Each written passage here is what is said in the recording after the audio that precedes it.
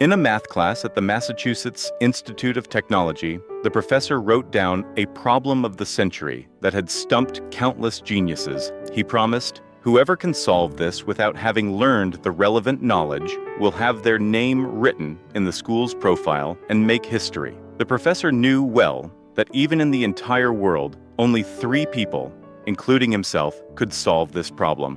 But he never expected that when he entered the classroom the next day, the neat answer on the blackboard left him completely speechless. "This is incredible!" He quickly asked all his students, but everyone looked confused. No one knew who had done it. To find this math genius, the professor issued another challenge. He wrote an extremely difficult problem that had taken him 2 years to solve on a blackboard in the hallway. What the professor didn't know was that the genius he was looking for was being arrested by the police at that very moment, pinned to the ground and unable to move. This genius was named Will. Abused and abandoned by his parents as a child, he had gotten involved with street gangs at an early age. The shadow of his childhood weighed on him like a boulder, making his personality more and more extreme as he grew up. Yet, Will had an extraordinary memory and a love for delving into knowledge. He was clearly a genius, but his fate during his formative years had held him back. To survive, Will had to take part-time jobs, and this time he was working at MIT. He accidentally saw the difficult problem on the blackboard, although it was extremely challenging. With the knowledge he had taught himself, he solved it quickly. It just so happened that the professor saw him. The professor thought Will was vandalizing the board and hurried to stop him. Will fled the scene quickly. When the professor saw the correct answer, he was stunned again. "It's actually right." After leaving the school, Will went to a bar with his friends. The bar was full of top students. Will's friend pretended to be an alumnus to hit on a girl, but a Harvard student exposed him. The Harvard student even recited content from a book, passing it off as his own insight and showed off. Will stepped in to help his friend. He exposed the Harvard student on the spot, pointing out that the latter was quoting someone else's article and passing it off as his own opinion. Moreover, he discussed literature right there in the bar. "When you're older, you'll realize that what you did today was stupid.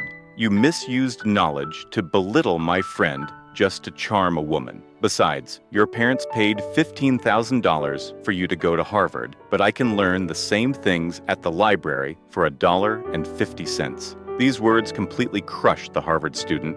Will became the center of attention in the bar, and at that moment, a woman approached him. Will then realized it was love coming his way. He hurried to introduce himself and exchange contact information with the girl. As he watched her walk away, Will felt happy inside, but Will had no idea that the MIT professor was already looking for him. The professor finally found out where Will was, but the scene before him left him shocked. Will was waiting to be tried in court. It turned out that a few days earlier, Will had not only gotten into a fight, but also resisted arrest, and now he had to pay for those actions. Although Will knew a little about the law and had always been able to find loopholes to get away in the past, this time the judge looked at his long list of criminal records and was extremely firm. "You've committed acts of disturbing public order, theft, and resisting arrest. I also know you've been in several foster homes, and 3 of those families were taken away by the government for severely abusing you. But while other judges might sympathize with you, there's no room for negotiation when it comes to you assaulting a police officer. Your motion to dismiss is denied. Post a $5,000 bail, or you'll go to jail." The professor witnessed the entire process. Even though Will was a troubled youth, he was definitely a math genius. It would be a terrible shame if his future was ruined like this. The professor went straight to the detention center and said to Will, "I've talked to the judge. You can get out, but you'll be under my supervision." Will couldn't believe it. The professor said there were 2 conditions for bail. First, Will had to come to the school every week to discuss math with him. Second, Will had to see a psychotherapist as the professor arranged. The professor had long realized that Will had many secrets hidden in his heart. Will frowned, but for the sake of freedom, he finally nodded. Unexpectedly, Will researched the therapist's autobiography and found the therapist's weakness from the writing, leaving the therapist flustered and disoriented. Will directly exposed it. "Is it hard for you to hide that you're gay?" In less than 10 minutes, the therapist left in anger. The professor then found a hypnotherapist, hoping to help Will work through his troubles by accessing his subconscious mind. Will pretended to cooperate on the surface. He even made the therapist think the hypnosis had worked. But when the therapist tried to ask deeper questions, he realized he had been tricked. Will directly resisted, saying he didn't need treatment. Will had built a mental fortress around himself, and no one could break through to his inner world. Just when the professor was feeling discouraged, he found Sean. After talking with Sean at length, Sean finally agreed to help Will with psychotherapy. On the day of their meeting, Will was still unwilling to communicate and showed a defensive attitude. He didn't know that this man in front of him would be like a gentle key, quietly unlocking his closed heart and completely changing his life. However, while evading Sean's questions, Will looked around the room, trying to find a breakthrough point to use against Sean. So his eyes lingered on an oil painting, and he began to guess the story behind it. But Sean interrupted the topic of the oil painting on the spot. Will, though, felt he had a chance to fight back. He not only didn't stop, but also pressed Sean, asking if Sean's marriage had failed. Sean was already angry, but Will kept talking, asking if Sean had been cheated on by his wife. This completely enraged Sean. His wife was his bottom line. The first therapy session ended unhappily. The professor apologized to Sean and said he wouldn't let Will come again, but Sean still wanted Will to continue because he wanted to save Will. On the other side, Will went on his first date with that girl, Betty. The two talked happily, and when the mood was right, they even kissed gently. This warmth was like a beam of light, slowly breaking into Will's heart, but he didn't dare to take another step forward. His heart was filled with inferiority. He was afraid that Betty would look down on him if she found out about his background, and even more afraid that this beauty would shatter because of his imperfections. For this reason, Will didn't dare to set a time for their next meeting.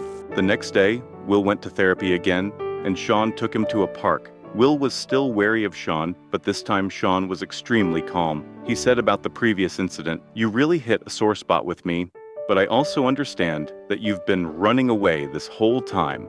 Sean continued, "You have a strong ability to observe, and you like to argue with people, but all of that is just theory, book knowledge. You haven't actually experienced any of it, and you've never taken anything seriously. You have someone you like, but you've never tried the happiness of waking up with her by your side. You have friends to drink with, but no true friends." At this analysis, Will fell silent for the first time. Sean looked at him and went on, "What I see isn't a smart, confident person. All I see is an inferior and scared young man. Besides being on guard against others all the time, you seem to know how to do nothing else." These words were like a stone, dropping into Will's heart. It was the first time someone had truly wanted to see him. After that, Will no longer resisted Sean. At their next meeting, they didn't talk much. Sean was waiting for Will to take the initiative to open up. Finally, at their third meeting, Will spoke first. He told a dirty joke to lighten the mood, and even took the initiative to talk about Betty. When he mentioned Betty, his eyes were full of tenderness, but he still didn't dare to take their relationship further. Sean saw his hesitation and took the initiative to talk about his late wife. "My wife snored in her sleep and always farted in her dreams. Once, she farted so loudly that she woke herself up." He wanted Will to understand, no one is perfect. Those imperfections are the most real things in life. Sean's words gave Will courage. He decided to stop running away and go find Betty. But when he arrived at Betty's house, the door was closed. Because Will had been out of contact, Betty was already a little disappointed. But Will coaxed Betty, and she finally agreed to give him another chance. This time, Will didn't waste the opportunity. With his intelligence and wit, their relationship heated up quickly. When Betty said, "After I graduate, I want you to come back to California with me," Will panicked. His strong sense of pride made him lose control on the spot. Even though Betty begged him not to leave, he still walked away resolutely. After that, Will returned to his old ways. He had a short temper. Once, when the professor was discussing a math problem with him, Will got angry and even set the answer on fire. "Being with you is a complete waste of time." Looking at the professor's distressed expression, Will felt a twinge of guilt. These math problems that stumped countless people were not difficult for him at all, but others struggled with all their might and still could barely solve them. He apologized, but at the same time, the professor also felt regret. He really wished he had never met a genius like Will. That way, he could sleep peacefully without worrying that there was someone like Will out there. Will didn't know where to go, so he went to find Sean. Maybe only Sean could understand him. Sean looked at his confused face and asked him a question. What do you truly love? What do you really want to do? Those construction workers who work their whole lives, they do their best just to give their children the opportunities you have now, but you're wasting your talent. Will retorted, "This isn't what I want." Sean didn't hold back. Talent is something you're born with. Don't use "this isn't what I want" as an excuse. Being a construction worker is fine, but why did you have to take a part-time job at MIT? Why did you secretly solve those formulas at night? Formulas that only 1 or 2 people in the world can solve, and then not dare to admit it after solving them. You're pretending even though that's not what you truly think. Even though Sean exposed him, Will still refused to admit it. He just wanted to be a shepherd.